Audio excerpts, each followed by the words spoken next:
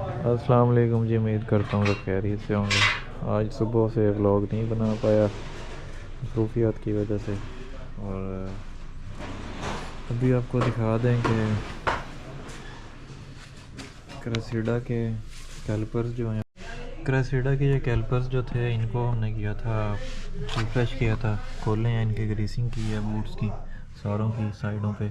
एक साइड का मुकम्मल हो गया, पैड्स को फेस किया नीचे से क्योंकि इनके रोटर्स को हमने टूल लगवाया था जिसकी वजह से हमें फेस करना पड़ा था।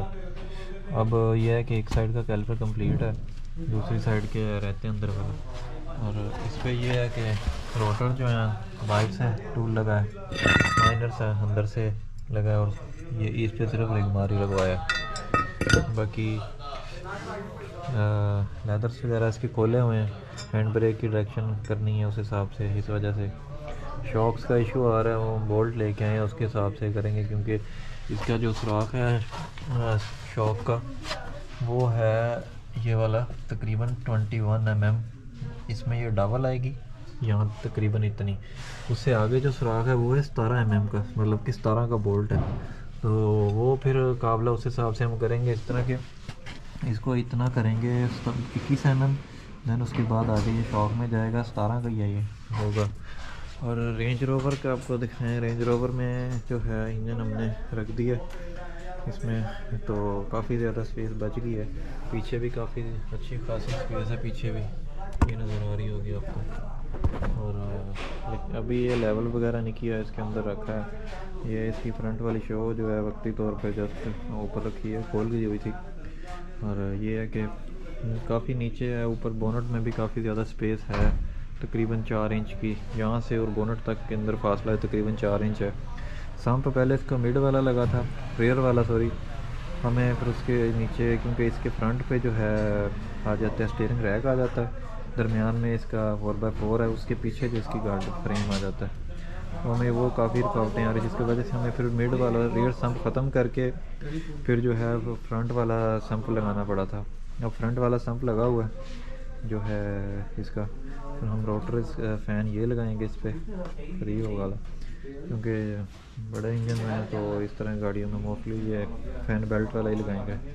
और इसके ये चीज़ें ख़त्म हो जाएंगी क्योंकि इन्होंने शॉक वगैरह भी इसके कह रहे थे कि चेंज करवाएंगे, वो कंफर्म नहीं है क्या करवाते हैं इस वजह से।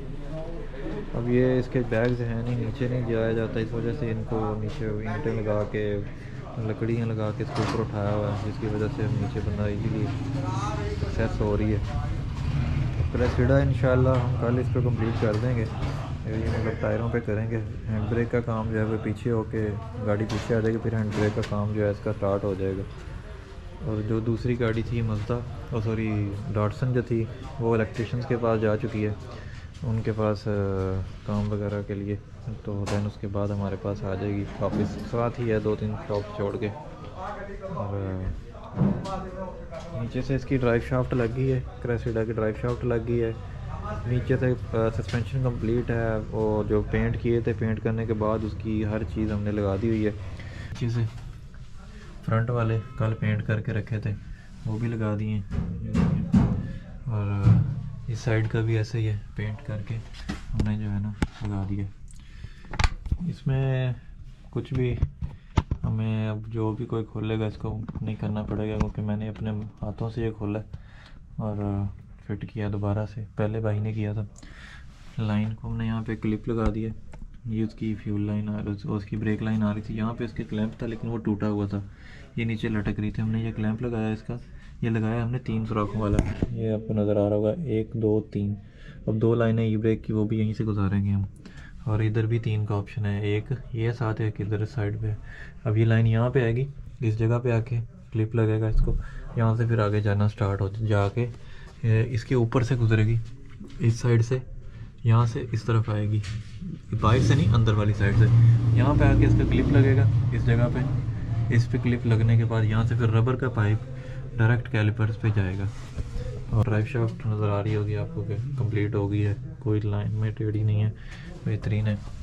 और ये देखिए, ये हमें उल्टा के लगानी पड़ी थी, ये पहले इस तरफ थी, हमने इसको सेंटर किया और बाकी नीचे से कंप्लीट। और यहाँ पे कैमरे वाली लाइक दिस, ये चीज़, ये कैमरे वाली प्लेट जो है ना वाशर्स कह रहे हैं, ये हमें इस साइड पे लगानी है 2, एक इस साइड पे, उस इस साइड के ऊपर वाली साइड पे, दोनों पे। और क्योंकि इस वजह से इसने कैम्बर कंट्रोल करना है, एक साइड से कैम्बर कंट्रोल नहीं हो सकता। फ्यूल टैंक लगने वाला रहता है, लाइनें हम यहाँ पे लेने हैं इसकी। ये इनटेक इन है और रिटर्न भी इसकी यहाँ यहीं कहीं पे है, रिटर्न भी। और ये जो है इसका वो जो होता है वॉल होता है टैंकी की, जो एयर सक करता है वो वॉल है इसका। और यहाँ पे बोल्ट आएंगे उसके टैंकी के, फ्यूल टैंक के, सेम इसी तरह 2 यहाँ पे आएंगे और एक बोल्ट इसका इधर आएगा फ्यूल टैंक का। बाकी जो है अल्हम्दुलिल्लाह बेहतरीन है। इस तरह की वीडियो बन रही है। इसमें यह है कि रेंज रोवर के टायर उतार के दिए हैं, एक एक टायर लेके जा रहे हैं वो, उनकी हवा निकली जा रही है, गाड़ी बैलेंस नहीं रह रही। हम आगे ब्रैकेट्स वगैरह बनाने हैं जिसकी वजह से मसला आ रहा है। ये इसके बैग्स हैं और ये इनका साइज़ है काफ़ी बड़ा और ये ख़राब है, बिल्कुल फटे हुए हैं, ये नज़र आ रहे होंगे यहाँ से, ये देखिए बिल्कुल फारे हैं। और इनके शॉक्स भी कल का इन्होंने के चेंज करने हैं हमने। फर्दर इसकी कोई अपडेट नहीं है। रेडिएटर इसका लैंड क्रूज़र वाला लगाएंगे जो 2UZ में आता है, 2UZ जो इसमें आया ना V8, आई थिंक 2002 से लेकर 2007 तक। क्रेस्टेडा की अपडेट ये है कि इसके लाइनें वगैरह डाल रहे हैं, लाइनें जो हैं इसकी लेके आए हैं हम, लेकिन वो मिली हैं पाकिस्तानी बनी हुई लोरी कह लें, ओरिजिनल नहीं मिल रही। वो इस वजह से कि ज़ाहिर सी बात है वो अगर उतरनी भी हैं तो जिनको हम कह लेंगे काबली जो हैं, वलैती जो हैं, वो भी किसी गाड़ी की उतरी हुई होंगे, वो साइजिंग में पूरी नहीं आ रही। हमें जो साइज़ चाहिए तकरीबन 2 फीट चाहिए दोनों साइडों के लिए और तकरीबन 3 फीट चाहिए फ्रंट से बैक की तरफ आने के लिए। टी मिल गई थी वलैती जो एक से आगे 2 को कन्वर्ट कर रही है।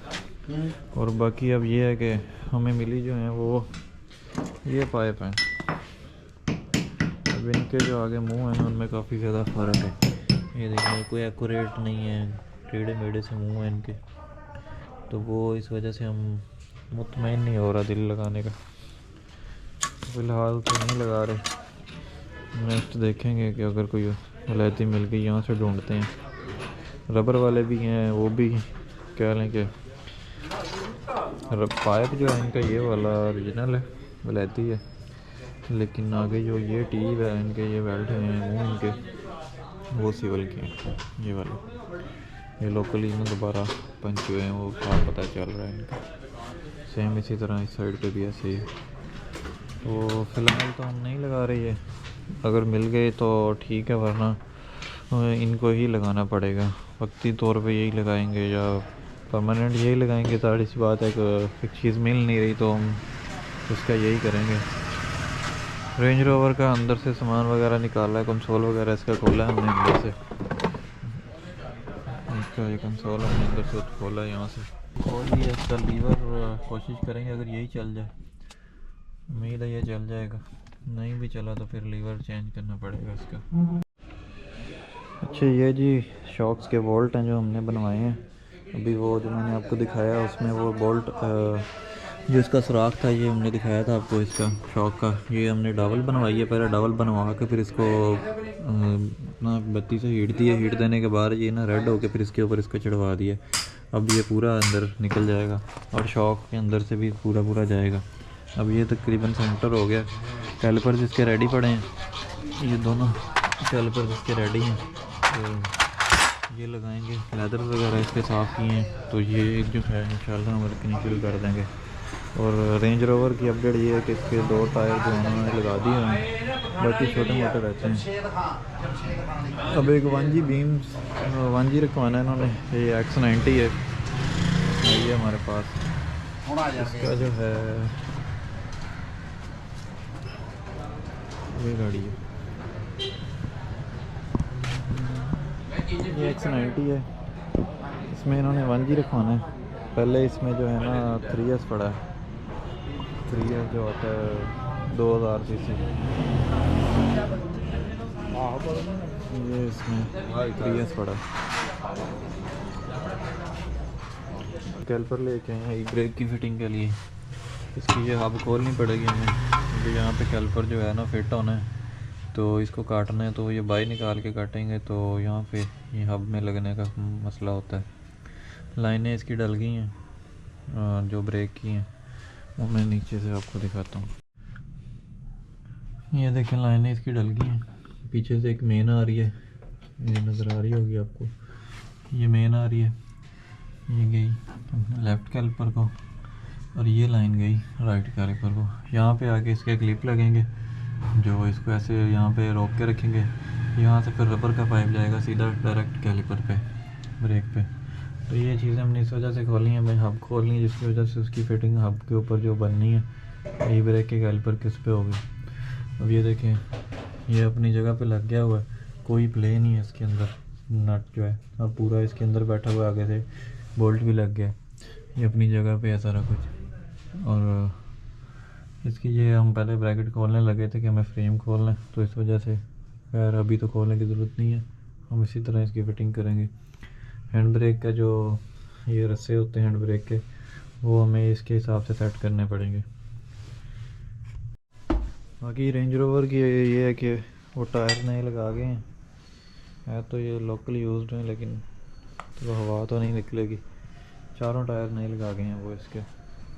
हमें फिर इशू आता था हर टाइम, क्योंकि हवा निकलती थी तो इंजन जो है लेवल पे नहीं रहता था।